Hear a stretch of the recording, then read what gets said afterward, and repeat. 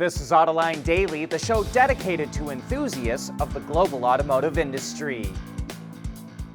CATL, the world's biggest battery maker, is developing sodium-ion batteries. At first, they were used for commercial vehicles, but now CATL says they're going into passenger cars too. One reason why it's pushing into sodium batteries is that the price of lithium carbonate, which is the material that gets processed to make lithium batteries, has shot up. CarbonCredits.com reports that lithium carbonate prices in China went up 57% from July to November of last year. And since then, they jumped another 70% to more than $20,000 per metric ton. Lithium accounts for 20 to 25% of the cost of a battery, and with the price fluctuating wildly, it's no surprise that CATL is so interested in sodium batteries, since they don't use any lithium and sodium is a much more abundant resource. And here's something that got past us. Last year, Cadillac outsold Audi in the US market, moving into fourth position amongst luxury brands. One of Audi's problems is that it imports all of its vehicles to the US, so they've all been hit with tariffs. And yet, Audi's Works Council in Germany is dead set against the company building a US assembly plant. There's been rumors that Audi might assemble vehicles in Scout's plant in South Carolina, but there's a problem with that too. Scout wants to bypass VW dealers and sell vehicles directly to consumers. It claims that it's a completely separate company from VW, and so those dealer franchise agreements do not apply to it. But if Scout starts building Audis in its factory, and those vehicles are sold through franchised Audi dealers, then it weakens Scout's legal standing. Here's our Autoline insight. We probably won't hear any plans for Audi to make cars in the US until Scout's legal battle has been settled one way or the other. Speaking of luxury car sales in the US, do you know how the different brands stack up against each other? Well, here's the latest. BMW took the top spot last year, selling over 388,000 cars and SUVs. Lexus was in second place, not too far behind. Mercedes trails quite a ways behind them, and then there's a big drop to Cadillac, followed by Audi, and then Acura and Volvo. Lincoln came in ahead of Genesis, which had the biggest percentage gain, while Infiniti fell further behind. The Detroit 3 automakers are meeting with regulators from the California Air Resources Board this week to discuss the state's regulations for greenhouse gas emissions. California is trying to move forward with its zero-emission goals after Congress revoked its waiver to set its own emission standards, and on top of the Trump administration weakening fuel economy rules and eliminating financial penalties for missing targets. Next week, California will reveal details for a $200 million EV incentive program to help offset the elimination of the $7,500 federal EV tax credit. And we think it's a good idea for automakers to keep in touch with regulators because at some point Democrats will regain power, and that way automakers won't be blindsided by policy changes. At CSP, we work with OEM engineers across the country on their journeys to lighter, safer, and more eco-friendly vehicles. Learn more at thecsp.com.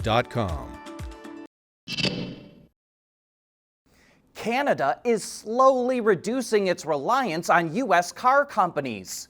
Earlier this month, Canada reached a deal to slash tariffs on Chinese EV imports, and now Bloomberg reports that it signed a non-binding agreement with South Korea to bring Korean car manufacturing to Canada.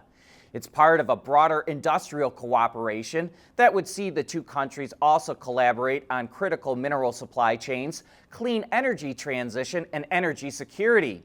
Hyundai and Kia currently don't build vehicles in Canada, but they sell a combined 220,000 cars a year in the country. And perhaps Hyundai and Kia could take over General Motors' CAMI plant in Ontario, which has been idled since October and faces an uncertain future. Besides the Detroit 3, Toyota and Honda also build vehicles in Canada. And in other manufacturing news, Stellantis is delaying the reopening of its Belvidere plant in Illinois. The plant closed in 2023, but last October the automaker announced plans to invest more than $600 million to retool the facility and hire 3,300 workers to start building the Jeep Compass in 2027 and the Jeep Cherokee in 2028. But the president of UAW Local 1268, which represents the plant, says Stellantis is delaying the start of production 7 months until mid-2028. Citing discussions between the union and executives, as well as documents from the automaker. But Stellantis disputes that and says its plans haven't changed. However, the delay has the union concerned because its current labor contract is set to expire in April of 2028, before it says Stellantis will reopen the Belvidere plant. And the union is worried Stellantis won't follow through on the reopening and use the plant as a bargaining chip in its next contract negotiations. Here's the new Mercedes S-Class, which we first reported on a little over a week ago. While the styling is not that much different, the company claims more than 50% of the car is newly developed, updated, or refined.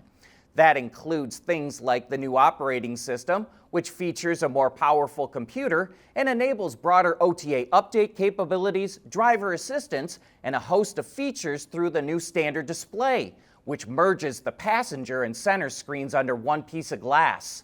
The new S-Class is offered in short and long wheelbase versions, and thanks to a 48-volt starter generator on every gas and diesel setup, the luxury sedan is technically only available as a hybrid now.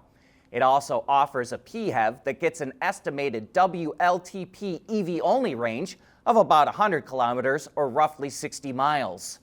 There's a ton of other upgrades we could go through, but a couple we find interesting are heated seat belts for the front passengers that feature thin filaments integrated into them, and smart headlamps that not only adapt to other road users, but can also project icy road warnings or a light carpet so you know where the vehicle is aimed down a narrow street.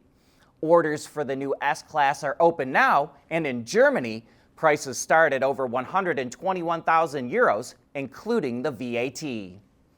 Speaking of when we first reported on the new S-Class, we also reported that CEO Ola Källenius claimed the luxury sedan is ready for level 4 driving. Well, it turns out the automaker is using the sedan to launch a luxury Robotaxi service around the world.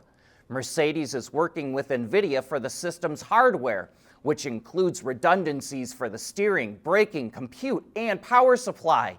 And it's working with Nvidia and Chinese AV company Momenta for the software.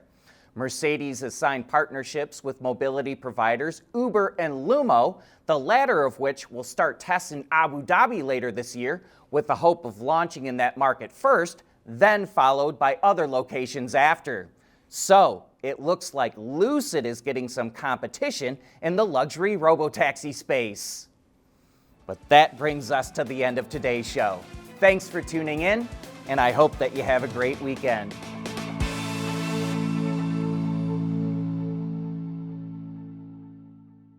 Autoline Daily is brought to you by Alex Partners, when it really matters. CSP, the Composites Solution Partner. Intrepid Control Systems, over-the-air engineering, boost your game. And thanks to the following YouTube and Patreon members.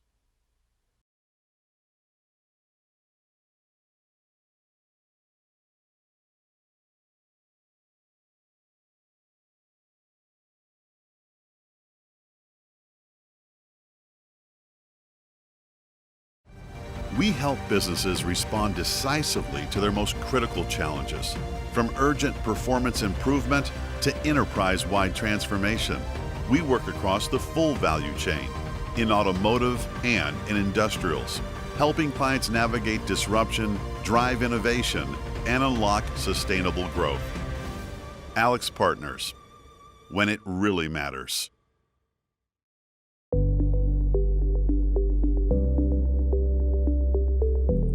Developing today's vehicles. Issues can happen in an instant. When's the best time to solve a problem? The minute you know you have one. Meet Wireless NeoVi Cloud, your secure, off-the-shelf solution empowering real-time collaboration for quick resolution. With wireless Neovi Cloud, your team can prevent issues before they can escalate. Driver communication data and remote diagnostics to analyze and resolve your problems using OTA, allowing your executives oversight throughout the process. Wireless Neovi Cloud, your vehicle update solution in production and on the road. Intrepid Control Systems, driven by your data. Wards is the industry leader for news, data, and analysis. That's why companies across the globe subscribe to our premium service, maybe even your own. Log in for subscriber access now. Check your company's intranet for details and rely on wardsauto.com to keep you informed.